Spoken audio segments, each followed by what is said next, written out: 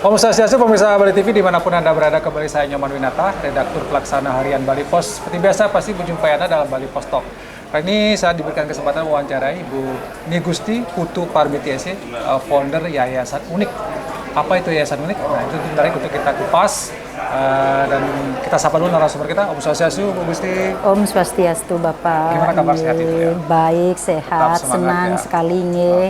Kami merasa terhormat diundang sebuah pers besar yang ada di Bali, kebanggaan kita semua. Kita terima kasih juga karena acara ini dilaksanakan atau anak Yayasan Unik ini hadir ketika digelar donor darah ya di kantor Bali Pos, serangkaian HUT Bali Pos yang ke-75. Ibu, kalau kita bicara tentang Yayasan Unik, Anak apa Unik. ini? Yayasan Anak Unik gitu ya? Apa sebenarnya Yayasan Anak Unik ini? Yayasan Anak Unik adalah pusat kegiatan bermain, belajar, serta pengembangan diri anak-anak dengan keterbatasan mental atau tunagrahita. Jadi IQ mereka di bawah rata-rata seperti itu. Jadi mereka kalau ini semacam sekolah atau kejar paket atau apa? Ya, awalnya kami mendirikan yayasan ini adalah untuk mendidik anak-anak tunagrahita saja. Namun seiring berjalannya waktu, kami menamai yayasan kami Anak Unik adalah memanusiakan manusia. Jadi maksudnya anak-anak ini bukan anak cacat, anak yang jelek, bodoh, apalagi dikira gila gitu. Bukan, mereka berbeda sekali. Mereka adalah lahir dengan keterbatasan. Jadi seperti visi kami bahwa di Yayasan Anak Unik itu kami menganggap bahwa setiap anak itu unik. Walaupun mereka terlahir dengan keterbatasannya, dengan segala kekurangannya, kami yakin suatu saat akan ada kualitas tersendiri di dalam diri anak itu yang akan berkembang pada waktunya. Tentu tidak akan sama dengan anak-anak lain pada umumnya. Itu visinya. Visinya. Dan misinya apa? Misinya kami sederhana saja. Misinya yang pertama adalah kami memberikan informasi yang baik, benar dan tepat kepada masyarakat tentang anak-anak tunagrahita ini. Selama ini ada dogma, ada stereotip gitulah yang mengatakan bahwa anak seperti ini adalah, mohon maaf, anak jelek, anak kutukan, atau apalah istilah-istilah yang jelek. Kami ingin mendidik masyarakat, pengajar, orang tua dan masyarakat bahwa ada loh informasi yang benar tentang keberadaan anak-anak ini. Terus misi kami yang kedua adalah kami menciptakan suatu metode belajar mengajar yang lebih kreatif, yang lebih visual, dan pendekatan yang lebih personal. Karena apa? Kami yakin setiap anak beda pendekatan kami. Jadi setiap orang tua juga beda pendekatannya kepada anak. Dan misi kami yang terakhir adalah melibatkan peran serta orang tua dan masyarakat agar mereka mau menerima anak ini di dunia yang lebih luas. Jadi sehingga mereka bisa hidup seperti layaknya kita, hidup bahagia, dan cita-cita kami adalah selain mereka hidup bahagia, hidup sehat, hidup yang mandiri dan produktif. Ya. Paling penting adalah bagaimana mereka bisa hidup mandiri, Bu, ya? Mandiri untuk diri mereka sendiri pertama. Kita tidak muluk-muluk lah. Dengan artinya keterbatasan mereka yang umumnya sehingga mereka diajarkan mandiri ini seperti apa contohnya misalnya? Ada beberapa jenis keterbatasan di tempat kami. Yang paling banyak itu yang retardasi mental. Jadi IQ-nya memang benar-benar di bawah rata-rata gitu. Terus yang kedua ada yang Down syndrome. Tahu kan yang wajahnya sama seluruh dunia itu. Kebetulan hari ini anak Down syndrome kami belum bisa diajak ke sini. Kemudian ada yang autis dan hiper dengan dunia yang tersendiri seperti itu. Kemudian ada juga yang disleksia. Ada juga yang non-verbal. Mereka bukan bisu tuli, mereka mendengar instruksi tapi vokalnya yang belum keluar.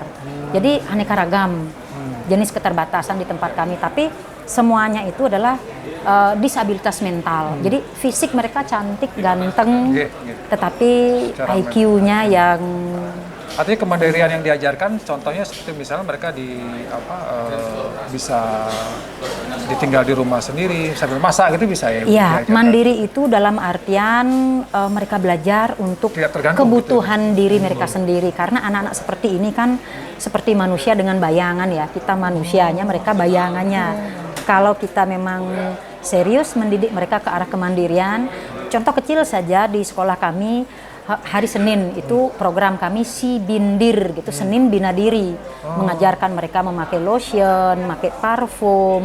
Mereka kan untuk baca tulis yang hal-hal panjang mereka nggak ngerti. Kami mengajarkan secara visual, nyata. Oh gini loh cara pakai lotion yang benar. Gini loh pakai minyak rambut. Gini loh ngaca kalau kita bercermin itu kan kiri kanan kita kan kebalik dengan kiri kanannya mereka di cermin. Jadi mereka juga agak bingung gitu. Ya, jadi di misi kami, tujuan pembelajaran di sekolah kami yang pertama yang kami sasar adalah kami mempunyai 4 pilar. Pilar yang pertama adalah berkomunikasi. Bagaimana anak-anak ini bisa berkomunikasi yang nyambung. Karena di tempat kami ada yang non-verbal, ada yang hanya yes no question aja. Misalnya kamu suka enggak atau kamu mau ini, ya itu yang yes no question aja cukup. Ada juga yang komunikasinya yang belum matching dengan pertanyaan dan jawaban. Jadi kami mengajarkan hal yang pertama berkomunikasi. Agar pertanyaan dan jawaban itu nyambung gitu. Terus yang kedua kami mengajarkan mereka berinteraksi sosial dan beradaptasi. Seperti kesini tadi waktu mereka melihat jarum suntik, melihat orang banyak tegang semua, bahkan ada yang mau kabur. Seperti itulah mereka kesulitan beradaptasi di lingkungan baru, kesulitan untuk menyesuaikan diri seperti itu. Terus yang ketiga, pilar kami yang ketiga adalah kognisi. Kami tetap mengajarkan standar kurikulum nasional. Jadi seperti pelajaran di sekolah, namun bahasanya kami sederhanakan dengan gambar-gambar, dengan alat permainan, simulasi. Jadi lebih banyak seperti itu daripada cuma membaca menulis di buku. Dan yang terakhir, pilar yang terakhir adalah kemandirian. Minimal mereka bisa untuk diri mereka sendiri, menjaga diri, menjaga anggota tubuh. Bahkan sekarang sudah banyak di antara mereka sudah terjun menjadi anggota muda-mudi. Sudah ada yang ikut seko barong, seko gong. Itu adalah sesuatu yang luar biasa menurut kami.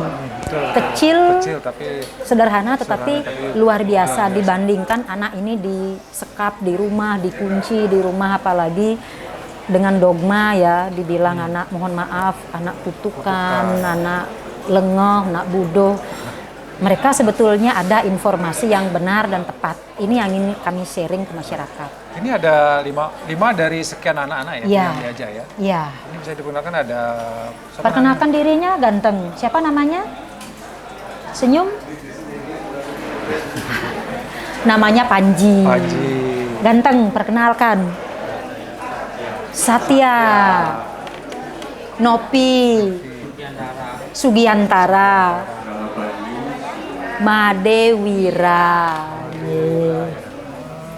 Ini dari berapa anak Bu yang di sana? 40 ya? Sekitar 40-an sekarang. Mungkin sudah lebih karena minggu ini kami ada lagi anak-anak yang dalam observasi seperti itu. Dan di belakang ini guru-gurunya Bu ya? Ya, ini guru-guru manusia-manusia langka yang saya miliki karena tidak semua orang. Termasuk Ibu juga langka. Ibu yang paling langka berarti. Jadi sebetulnya guru banyak, tetapi yang berani, punya nyali dan punya jiwa tulus sangat langka kami temukan seperti itu. Ketika saya mengajak mereka untuk jadi guru les, mau menjadi guru kejar paket, mau. Tapi begitu bilang anak unik, mereka maaf Bu, permisi Bu.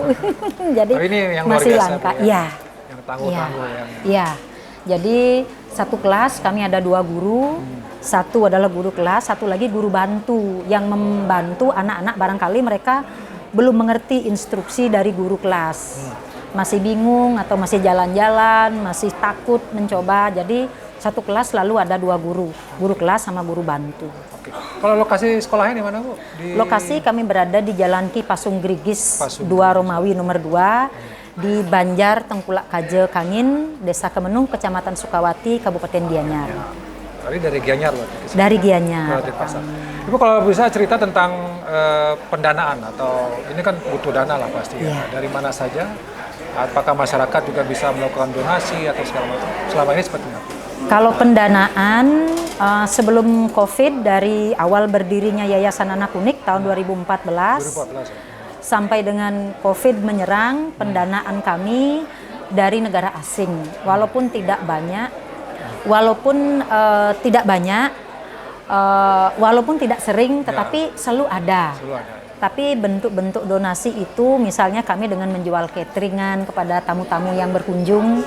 Yang grup remaja inilah yang memasak untuk tamu-tamu yang datang. Jadi mereka setelah itu mendonasikan sejumlah uang. Namun semenjak COVID kami sedikit mengajak orang tua untuk berpartisipasi sekedarnya saja untuk menunjang pendanaan sekolah kami. Dan untuk sekarang karena sekolah kami sudah kami daftarkan ke Dinas Pendidikan menjadi sekolah kejar paket. Jadi mereka juga dapat dana bantuan BOS dari pemerintah. Walaupun jumlahnya sudah pasti belum cukup karena sekolah kami kan beda. Kalau sekolah pemerintah, bangunannya, gurunya, fasilitasnya semua 100% dari pemerintah. Kalau kami memang tetap masih mengandalkan dari donasi selain dari pemerintah.